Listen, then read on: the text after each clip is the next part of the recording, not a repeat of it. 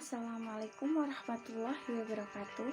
Halo semuanya, kami dari kelompok 6 beranggotakan 4 orang, yaitu dengan saya sendiri Ismianti Wailestari Nagom dengan NIM 2005 51 30 13. Lalu ada teman saya Adinda Putri Hermansyah dengan NIM 2005 51 30 20.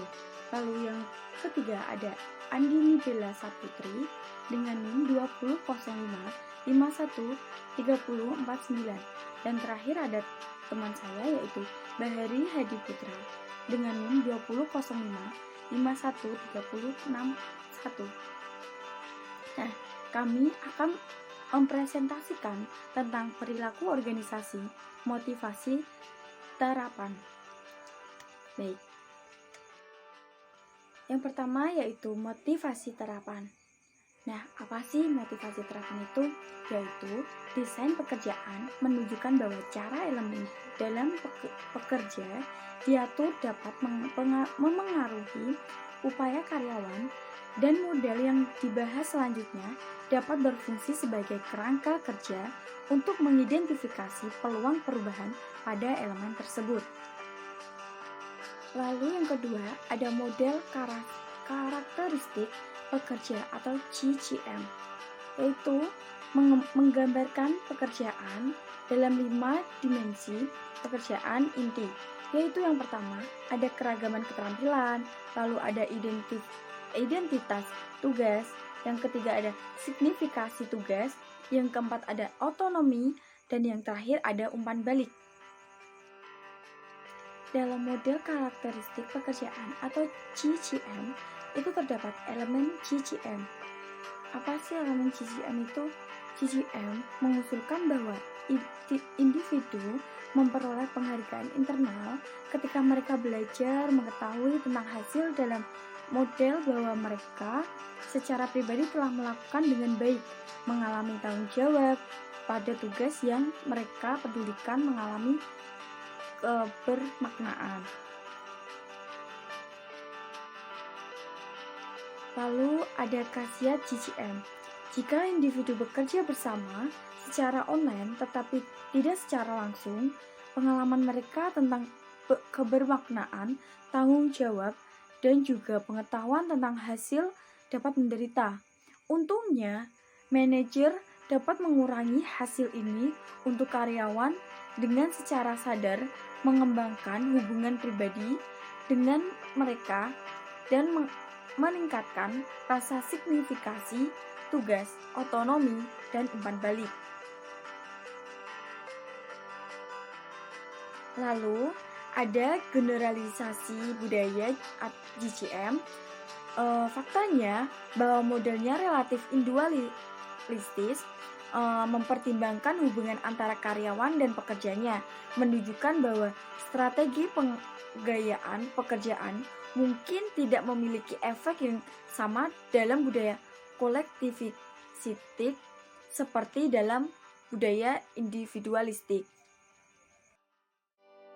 Yang selanjutnya ada menggunakan alternatif pengaturan kerja untuk memotivasi karyawan.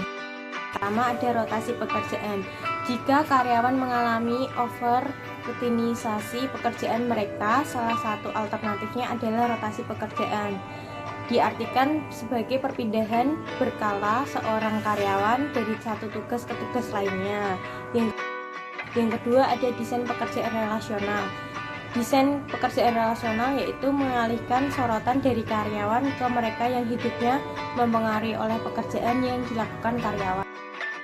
Yang selanjutnya ada menggunakan alternatif pengaturan kerja untuk memotivasi. Pertama ada waktu fleksibel. Mungkin yang paling penting dari perspektif organisasi yaitu fleksibel waktu meningkatkan profitabilitas. Menariknya, efek ini tampaknya hanya terjadi ketika waktu fleksibel dipromosikan sebagai strategi keseimbangan kehidupan kerja, atau bukan jika itu untuk keuntungan organisasi itu sendiri. Terima kasih. Saya Andini Bella. Saya akan meneruskan tentang pengaturan kerja untuk memotivasi karyawan. Yang kedua ada berbagi pekerjaan. Mungkin 2 atau lebih individu untuk membagi pekerjaannya yang cukup penuh waktu. Meskipun mewujudkannya membutuhkan banyak waktu dan persiapannya juga membutuhkan banyak waktu. Kemudian yang kedua ada telecommuting. Itu mengacu pada pekerjaan di rumah atau di tempat lain yang dipilih karyawan di luar tempat kerja. Biasanya 2 hari dalam seminggu di komputer yang terhubung ke dalam majikannya.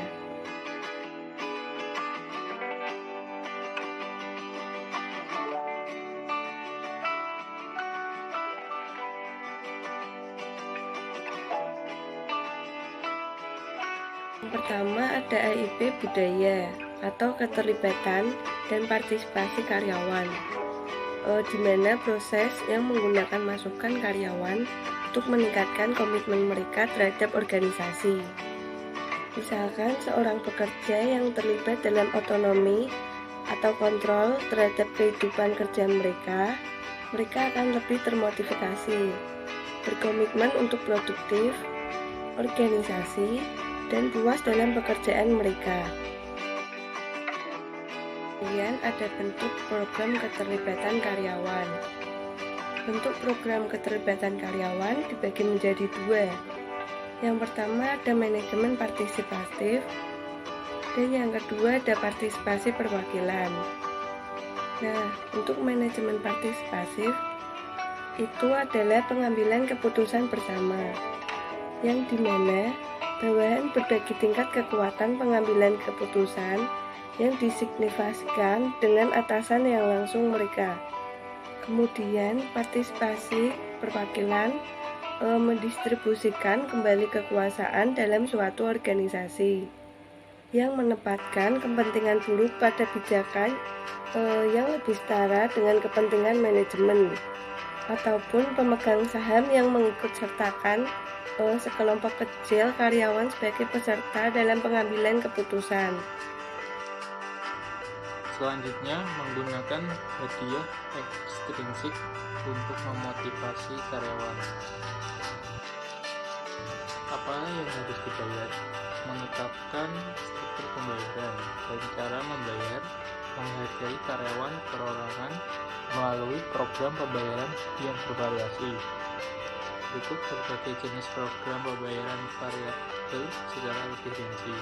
Yang pertama itu fixed rate pay, yaitu rencana upah per potong, telah lama populer sebagai sarana kompensasi pekerja produksi dengan jumlah tetap untuk setiap produksi selesai, tetapi dapat digunakan dalam pengaturan organisasi di mana output cukup mirip untuk dievaluasi dengan kuantitas. Selanjutnya itu pembayaran berbasis merit.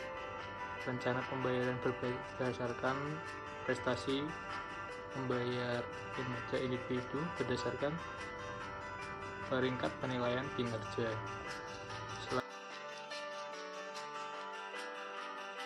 Selanjutnya, rencana pembagian keuntungan, yaitu sebuah rencana pembagian keuntungan mendistribusikan kompensasi berdasarkan beberapa formula mapan yang dirancang di sekitar profitabilitas perusahaan. Selanjutnya, menggunakan manfaat untuk memotivasi karyawan. Manfaat fleksibel mengindividualisasikan penghargaan dengan memungkinkan setiap karyawan untuk memilih paket kompensasi yang paling memenuhi kebutuhan dan situasinya saat ini. Kemudian yang terakhir, menggunakan hadiah intrinsik untuk memotivasi karyawan. Program pengakuan karyawan adalah rencana untuk mendorong perilaku tertentu dengan secara formal menghargai kontribusi karyawan tertentu. Program pengakuan karyawan berkisar dari ucapan terima kasih spontan dan pribadi hingga program formal yang dipublikasikan secara luas, di mana prosedur untuk mendapatkan pengakuan diidentifikasikan dengan jelas. Demikian presentasi dari kelompok kami. Terima kasih.